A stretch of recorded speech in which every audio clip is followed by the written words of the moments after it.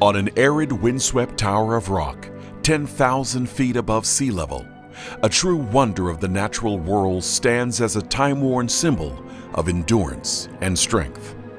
It is Pinus longeva, the Great Basin Bristlecone Pine. This ancient species is extremely rare, growing only in eastern California, Nevada, and Utah. Researchers have determined that this grove is probably home to the oldest individual living organisms on Earth. These gnarled trees are truly kings of longevity. But just how old are they? Well, believe it or not, a few of the bristlecone seedlings that matured into trees, still alive today, first pushed their way up through the soil when the Great Pyramid of Giza was under construction.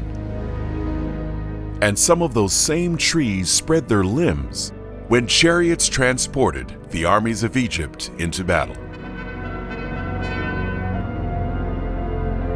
This bristlecone matured during the rise and fall of the Greek and Roman empires,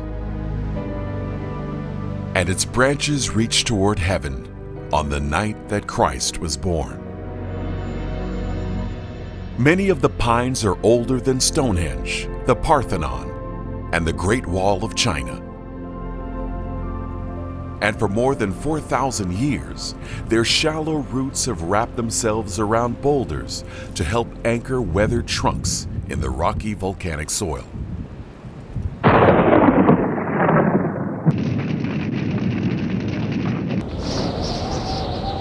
Life here has never been easy. The trees are routinely battered by freezing temperatures, lightning, gale-force winds, fire, and drought. But in their incredible displays of perseverance, these twisted limbs and roots may offer something more than the battered evidence of affliction and trial. You see, on a planet where hardship is inevitable, the endurance of a bristlecone pine can be a symbolic reminder of God's eternal plan for all of life on Earth. To better understand how the physical world can help us appreciate profound spiritual truth, let's turn back the clock 2,000 years to a time when this tree was only middle-aged, and on the other side of our planet, the first generation of Christians were suffering intense persecution and death for their faith in Christ. Life under Roman rule was often terrifying. Yet, in the shadows of torture and imprisonment, the followers of Jesus remained steadfast in their convictions. And as the young church stood strong, its growing body of believers were sustained not by soil and rain, but by the divine nutrients of prayer, trust, and the promise of an eternity where all things would be made new. Accounts of their courage and radiant hope are recorded in the Old and New Testaments of the Bible.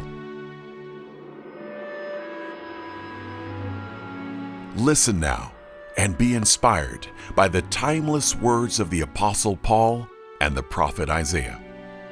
And in their descriptions of a future unblemished by the stains of sin and death, we can discover a true sense of joyful anticipation for all that God has promised.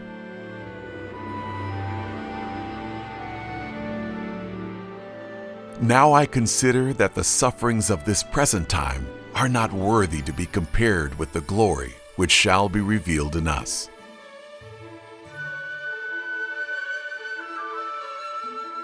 For we know that all creation has been groaning as in the pains of childbirth right up to the present time.